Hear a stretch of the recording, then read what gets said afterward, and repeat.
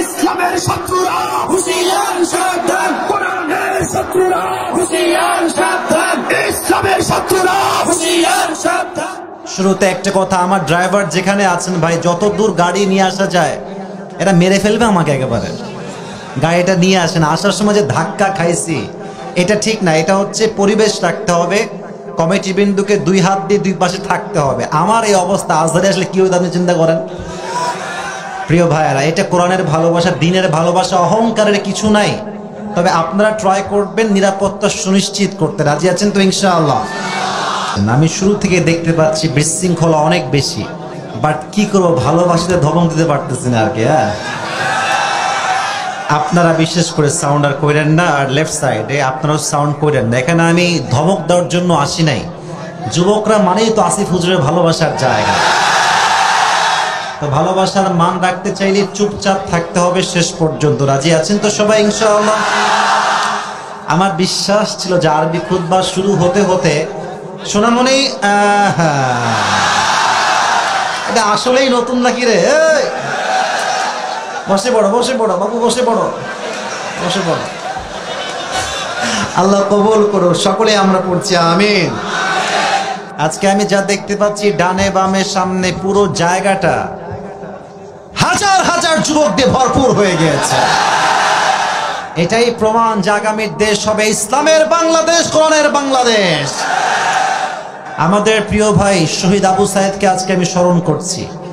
আমি ছোট্ট একটা কথা ভূমিকায় বলতে চাই। দেখেন, শহীদ আবু সাইদ যখন এমনি বুক পেতে দিয়েছে দুই হাত দুই দিকে, আমার একটা কথা, আমি আজকে সবাইকে একমত হবেন কিনা জানি না, বাট আমি বলছি, this is my personal point of view.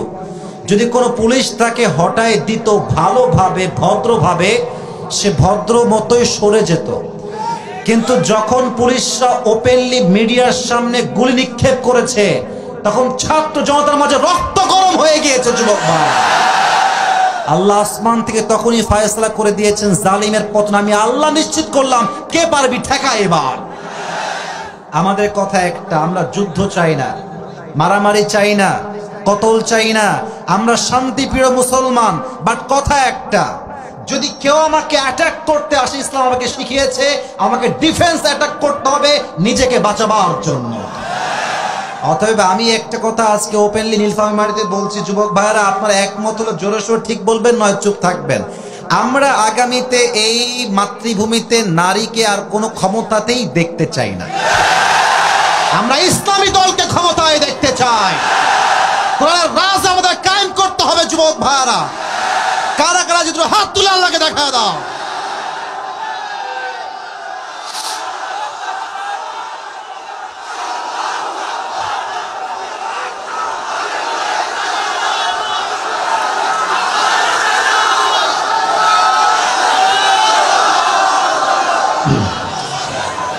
আল্লাহ তাআলা কবুল করুক, আমরা সকলেই পড়ছি আমিন। আর কোনো বিশৃঙ্খলা করা যাবে না, এই দু একজন এদিকে আসা চিল্লাপাল্লা করা যাবে না, ঠিক আছে? আমরা তাকবীর দিব, তাকবীরটা আমাদের আলোচনার মূল বিষয়বস্তুতে আজকে আমরা ফিরে যাব। সবাই একটা কাশি দেন। গলা সবার ঠিকঠাক আছে? আমার এদিকে যুবক, এদিকে যুবক, ওদিকে যুবক, যেই দিকে তাকায় খালি যুবক আর যুবক দিয়ে আজকে মাহফিল ভরে গেছে। অনেক মায়েরা বোনেরাও আসছে ওইদিকে, আমি দেখলাম। মা বোনদের জন্য আমি দোয়া করি, আল্লাহ প্রত্যেকটা মা বোনকে খাদিজার চরিত্রে চরিত্রবান হওয়ার তৌফিক দান করো। এই আসার সময় একটা অবাক কাণ্ড ঘটেছে। আমি যখন গাড়ি নিয়ে আসতেছি, আমার যে গাড়ি এটা অনেকে টেরই পায় না যে হুজুরের গাড়ি এটা। তো এক ছেলে গার্লফ্রেন্ড নিয়ে সামনে দিয়ে হাঁটতেছে। হ্যাঁ বেড়া, হাতি ছাড়া না গার্লফ্রেন্ডের। আর माशाल्लाह গার্লফ্রেন্ড দেখলাম কি সুন্দর বোরকা পরে আছে। ভাবলাম यार ये तो अभी के अभी जन्नत से भाग के दुनिया में आई है। আল্লাহ এদেরকে হেদায়েত দান করুন, সকলেই পড়ছে আমিন। এই মাহফিলে আমরা মজার জন্য আসি নাই, হেদায়েতের জন্য আসছি যুবক ভাইরা। আল্লাহ সেই হেদায়েতের কথা বলার তৌফিক আমাদের সবাইকে দান করুক, পড়া আমিন। তিনটা তাকবীর দিব সবাইকে নিয়ে। প্রথম তাকবীর দিবেন আমার প্রিয় বিবাহিত ভাই যারা আছেন তারা। দ্বিতীয় তাকবীর দিবেন আমার সিঙ্গেল যুবক ভাইরা, খুব কষ্টে আছে, এরা খুবই কষ্টে। আর অলরেডি অক্টোবর শেষ, নভেম্বর শুরু, সামনে আসছে শীতকাল, যুবকদের কষ্ট আরো বেশি বেড়ে গেছে।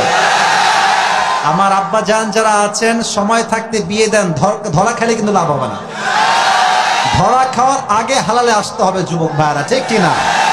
তবে ছোট্ট একটা কথা না বলে পারছি না, অনেক বাবারা আজকাল বিয়ে দেওয়ার সময় চরিত্রবান যুবক খুঁজে বাদ দিয়ে पैसा जहां पर लड़की भी वहां पर। अब किसी ने पूछा यार आपका बेटी इतनी खूबसूरत लेकिन इसके सर पे तो बाल नहीं है। बाप क्या कहता ये तो सुनो पहले। बाप कहता बेटा सर पे बाल नहीं है तो क्या हुआ, जेब में माल तो है ना। বাপের কথা কি বলো, মাইয়েরা টাকা পেয়ে টাকলাকেও বিয়ে করে ফেলে আজকাল, জাস্ট টাকার খেলা। তবে একটা কথা বলে যুবক ভাইরা, টাকা পায়, গাড়ি পায়, বাড়ি পায়, বাট মনের শান্তি তারা খুঁজে পায় না। মনের শান্তি চাইলে যুবক বিয়ে করতে হবে চরিত্রবান যুবককে, নবীর আদর্শের যুবককে বিয়ে করতে হবে। আল্লাহ আমার সমস্ত প্রিয় বোনদেরকে বোঝার তৌফিক দান করুন, সকলেই পড়ছে আমিন। বিবাহিত ভাইরা, সিঙ্গেলরা চুপচাপ থাকো। বিবাহিত ভাই দেখি আপনাদের শক্তি আছে কত, নীলফামারীর মাটিতে চেক করতে চায়। বিবাহিত ভাইরা জাস্ট তাকবীর দিবেন, লিল্লাহি তাকবীর।